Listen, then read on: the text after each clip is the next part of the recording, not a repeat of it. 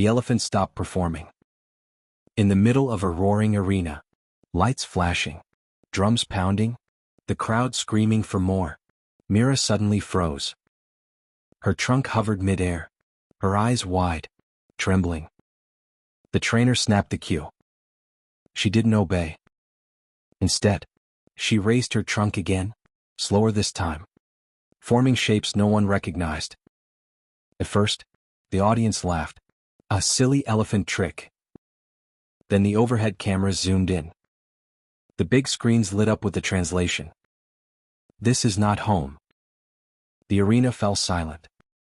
Children lowered their popcorn. Parents stood. The trainer's smile collapsed. Mira signed again. Hands shaking, movements sharp and deliberate.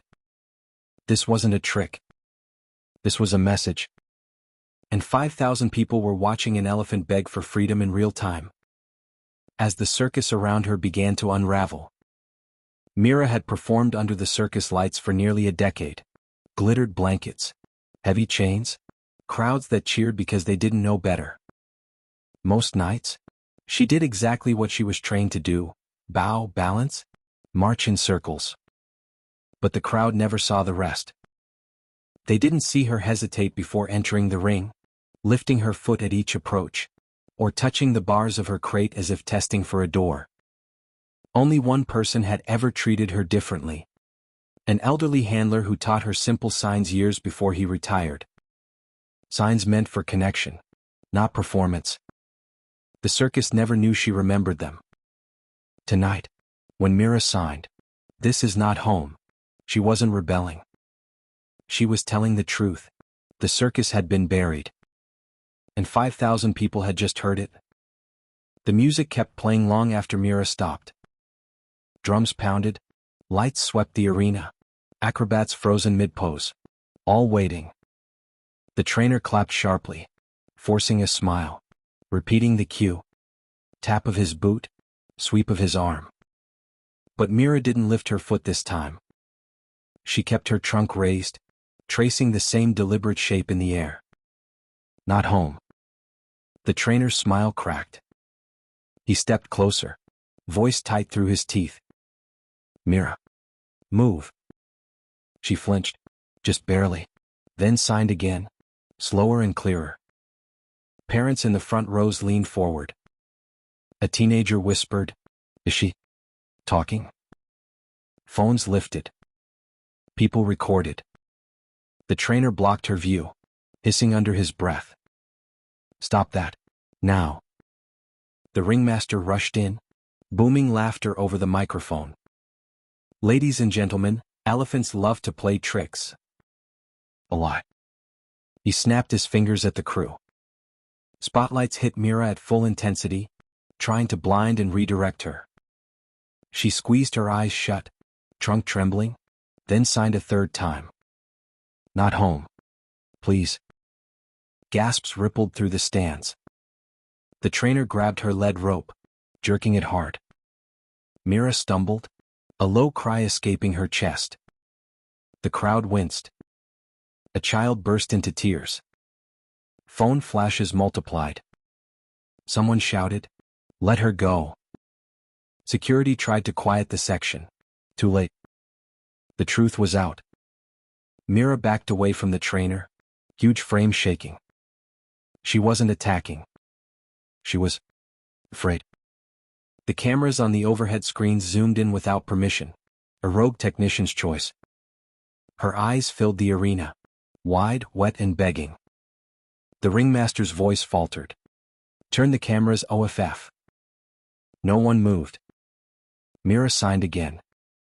Not defiant. Not dramatic. Just honest. Her. Sad. Not home. Silence drowned the music. The trainer lunged with the rope. And that's when the revolt began. A wave rising from the back rows to the floor seats, as people stood, folding programs, grabbing coats, and walking out. One family. Then 10. Then 100. The circus tried to shout over the movement, but it was useless. Mira had spoken. And the world at last was listening. The arena emptied, seats clattering as the crowd surged toward the exits. Ushers ignored the ringmaster. Lights flickered, the stage half-lit, half-shadowed. Only Mira remained under the spotlight, trembling. The trainer still held the rope. His hand shook with anger, or fear, as he tried to pull her toward the back tunnel. "Move," he hissed, yanking harder. Mira let out a soft, broken rumble.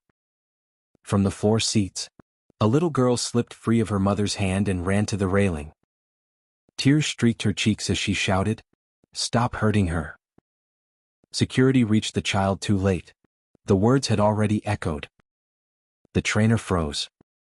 So did Mira. Her ears lifted. She turned her head toward the girl's voice, small, frightened, but brave enough to cut through an entire arena. The trainer jerked the rope again. This time, Mira didn't stumble. She planted her feet, a quiet act of defiance that shook the ring more than any roar. The rope went taut. The trainer lost his balance, slipping in the dirt. The whole moment was caught on a dozen phones. People who hadn't fully left yet stopped in the aisles. Some turned back. Some stood in the doorways, watching. The ringmaster grabbed the microphone to spin the story back into control. "Ladies and gentlemen, Mira's just..." His voice cut off. Mira had lowered her trunk and was signing again. Not the frantic plea from before. Not the message of pain. A new one. "Friend. Help." The arena inhaled as one. Suddenly, staff who had cared for Mira for years, brushing, feeding, whispering to her on long nights, stepped forward. One caretaker. Then two. Then five. They formed a half-circle between Mira and the trainer. "We're not doing this anymore," one of them said. The trainer's face went pale. "She's an animal. She doesn't understand." But the caretaker shook her head slowly. "She understands better than you ever did." Mira's trunk brushed the air, gentle and trembling. The bond had shifted. No longer performers and handlers. No longer a circus and spectacle. For the first time, she wasn't standing alone. By morning, the circus grounds looked nothing like the night before. Trucks sat idle, tents sagged.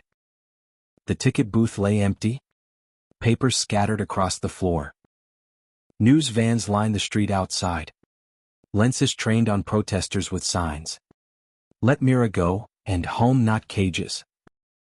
Inside the main tent, Mira stood in the center ring. Not chained, not forced, just waiting. Her caretakers stayed through the night, laying blankets, bringing water, whispering whenever thunder rolled. No one tried to move her. No one dared. The ringmaster paced, phone to his ear, yelling about contracts, money, and reputation. Hour by hour, performers packed and left. By sunrise, half the circus staff was gone. When the wildlife rescue team arrived with trailers and veterinarians, the ringmaster stepped forward to protest. But Mira lifted her trunk and signed one clear word: free. A hush fell over the entire tent. Even the ringmaster's voice broke. The caretakers exchanged a glance, then nodded. Together, they unlatched the final restraints on the loading gate. Mira hesitated only once. She looked back at the arena, the dirt ring where she'd spent years walking in circles, and rumbled a low, trembling breath. Then she stepped forward. Sunlight touched her skin for the first time without bars in the way. A cheer rose from the protesters outside, rolling across the parking lot like a wave. Mira paused, lifting her trunk toward the sound, not confused, not frightened. Acknowledging it. Hours later, as her transport truck pulled onto the road heading toward the sanctuary, the crowd parted in silence. Phones lowered. People simply watched. Inside the truck, Mira leaned her head toward the open window, feeling the wind rush over her for the first time in years. In the distance, a child's voice called out, "Welcome home, Mira." And for a heartbeat, she signed it back. Home.